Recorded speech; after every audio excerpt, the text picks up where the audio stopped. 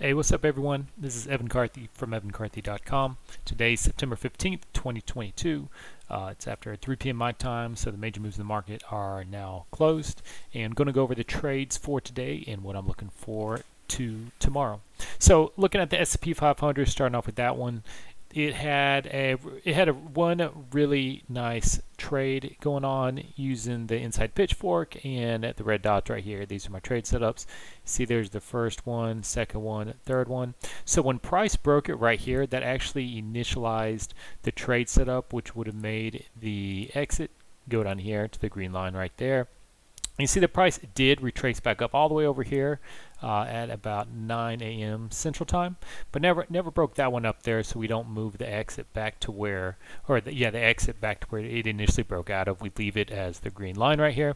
So you can see you had some waffling around. It actually came down and almost hit that, and to be honest, if I was in this trade, I probably would have gotten out. So because my exit's always slightly above where the hard exit is for it, probably would have gotten out right there and called it a day. But it did come back and then finally hit it, and it took it out there as well. So that for the S&P 500 right there was really kind of the easy trade of the day right there. I mean, it initiated at 5:40 a.m., which I was well asleep during that time, so no way I'm getting in that. But if I was paying more attention to it, there's one at 8 o'clock, and then of course the return over here, and then any time up in here, would have been able to get in before it finishes out. But that was the easy trade of the day right there. And then there was another couple using the whites with the white dots there and then the red up there, because the red dot, you have to have a white dot to make up a red dot, so that's why I can use white, red, white right there. You had the breakout, but this is pretty much an impossible trade to get in right here, because it broke up there, never came back, because I always try to get at least where it initially breaks out of after it closes, then went up and hit that line right there. So that was the easy one. And then we have one other one right here. And this was a really nice step. They all really today didn't have any go against them. So that first one a little bit before it came down and hit the trade. And this one was very similar. So it broke out down right here, but it would have been hard to get filled. I mean, I guess if I had like a resting order right here where you can see that wick came up all the way right there, because initially broke out right over here is where I would have had it.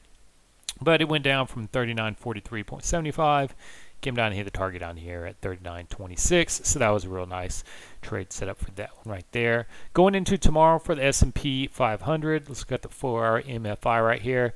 You can see it's come down from being way over overbought, to now it's down here and it's way oversold. So tomorrow I am looking for a long, and in fact, it hasn't. Let me see. Okay, before we talk about the trade setup I'm looking at right now, let me finish talking about overbought, oversold. So now it is in oversold territory, so it is prime for a long. Now it does not mean that it for sure tomorrow is going to go up. What it says is eventually it's working on it. We will get a pretty nice pop up, because if you look back here, you can see when price initially broke it right over here. This was on about September 8th. Well, we didn't have that sell off until September 13th is when we finally had the big sell-off. So it took, I think, 2 days of that were the weekend. So it took about 3 business days from when it initially went into the oversold territory before it finally sold off. But it did happen.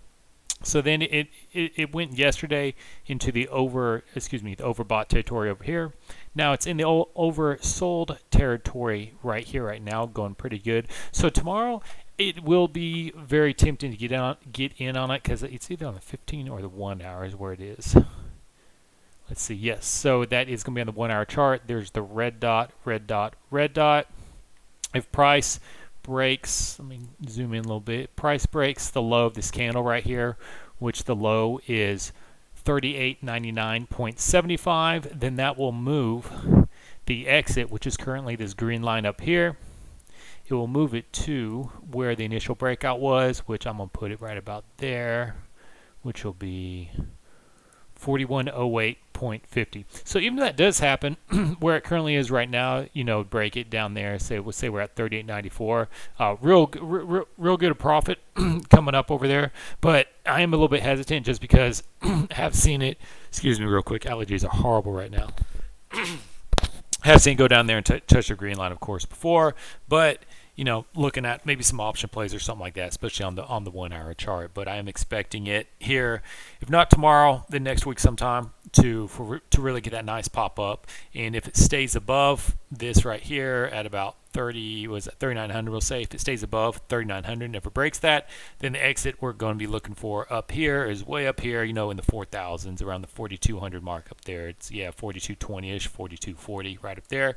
But if the price does come, let me zoom this in a little bit better, and break that candle right there, which the low I said is about, we'll say 3900, nice round number. Breaks that right there, then my exit for this trade, it does move down right here, and that's where it would stay, which would be at about 4107.50 for it right there. So so either tomorrow, the next week, looking for a very nice pop up, just depending on where this low gets in, and if it goes any lower. If it goes any lower, exit moves down to this black line right here, about 4108.75. If the low kind of is in and it doesn't break that, you know, right now the low is at about 3905.75, so it really doesn't get, if it doesn't get a lot of buying power over here, we're going to see it break this low right there.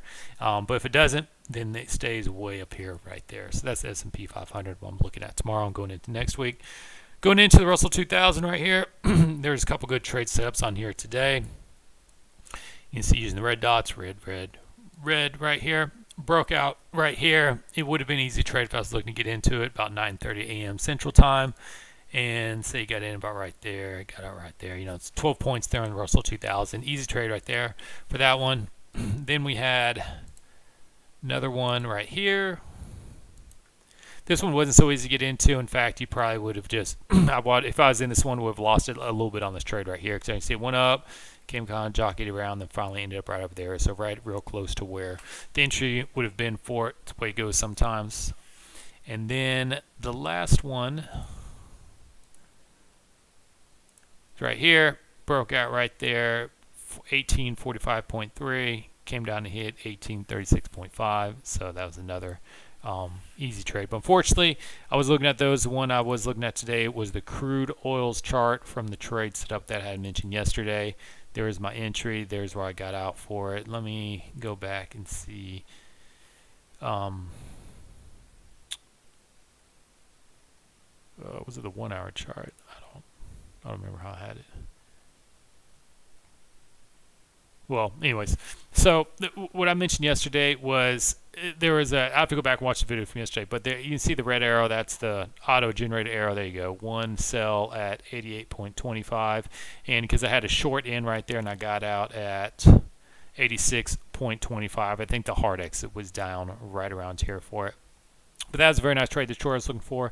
But then if you're looking at the 1 hour chart on the crude oil right here, now we are actually in a long setup right now. And let's go look at the overbought, oversold indicator real quick. You see it's kind of middle of nowhere, so it's coming off being overbought. So maybe there could be some more downside coming before it gets to the oversold level for the 4 hour. And the daily, it's literally in the middle of nowhere, so that's of no help to me right now. But in the 1 hour chart, it is a long setup currently, and as long as the price over here stays above this red dot down here at about $80.87, then the exit's going to be this green line right here. But if price does go down and break this $80.87 right down over here, then the exit, I'd move to the initial breakout for it right there, which would be about 85 and 95. So it is interesting setup. I would like to see it go down some more before I think about getting into it, just because it's a 1 hour chart and there's greater swings than using the 5 hour chart for it right there. But that's what I'm looking for. What I'm looking for is to see if it's either going to go up and take that out right there in the 1 hour chart, or continue. We really need to see a pretty good drop off for it to break below the $80 mark right there and move that exit up right over there. Delete that. But going into the 5-minute chart is pretty, to be honest, it was really messed up today. You see sometimes the semaphore, these red dots don't get placed. The algorithm doesn't place them where you need to. So like that thing messed everything up right there. So once I saw that for the 5-minute chart, I was like, forget this. This thing's all messed up. But we did have, looking at this one right here, we had this right here. So red. Price did come down, break it out right there. So that did initiate the short side, and this is the thing that does happen sometimes. Sometimes price doesn't, automatically go down to the bottom and take that out right there. So that would have been where it broke out. Let me just draw the line right there to show where it is. Again, using the inside pitchfork, using red semaphore dots right there. right there, right there. So it breaks down to the downside, breaks the channel right there. We expected it to go down. It did not, which again, it happens. So then once it breaks this high right here, you see what you did very easily. Then the hard exit becomes a black line right down there. And price did go against it a little bit, but then eventually went it right here and took it out for right there. So this may have been the setup from yesterday. I just can't remember. I have to look at that video, but it ended up working out really well for it. And then after that, I was kind of done for the day. I had other things I had to do, but there were a couple other little setups right here. Like here we have red, white. So there it is. We'll wait for it to break to the downside. Broke to the downside, went up a little bit, but then eventually came down, took out the target down right there. So that is crude oil, kind of in the middle of nowhere right now. So I'm just waiting to see what's going to happen with crude oil. It's not like the Russell 2000 or the S&P 500 where there are some definitely steps I'm looking for. We'll start for the Dow Jones right here. Let's go to the overbought, oversold indicators for it right now. You can see it's very oversold down right over here. So just like the S&P 500, we are looking for a move back up. Daily chart isn't quite down to that level yet, but the 4-hour chart is down in there quite a bit. So then looking at the 5-minute chart right here, there was a messed up trade. I confused myself. I got in on this candle, then out on this candle for hardly any of a gain. It's basically a scratch trade because I wasn't reading the chart right. And you can see the arrows. There was excuse me. First one was a buy at 31192, and then a sell at 3118. So that was just error on my part. But we did have a good trade here. There's red, red, red. So we're looking for a short right here, and there's the breakout. And so if I was looking to be aggressive, I would wait for it to hopefully retrace to where the breakout was at minimum. And you see where it came down, touched it pretty close down here, about 140. I want to say it's perfect, around 110 pips, 110 ticks for that trade right there. Then there were several other ones. You know, it was a good seesaw type of day, definitely not a trending day in the market. Broke out right here, finished that trade, and then the last one here. Broke it out. It wouldn't finish it back up. So on a range day, this type of trading style works beautifully. And the goal of the trading style is when it's a trending day, it keeps you out of being on the wrong side of the trend because it makes it have to commit one way for you to get into it. Now, it doesn't work 100% of the time, obviously, but it does seem to work quite a bit, and which is what I am using for the majority of my trades right now. So just to recap for the S&P 500, this one and the Russell 2000 are the two ones I'm mainly the most interested in, especially because S&P 500 is oversold, Russell's oversold, but the Russell does have here in using the 15-minute chart.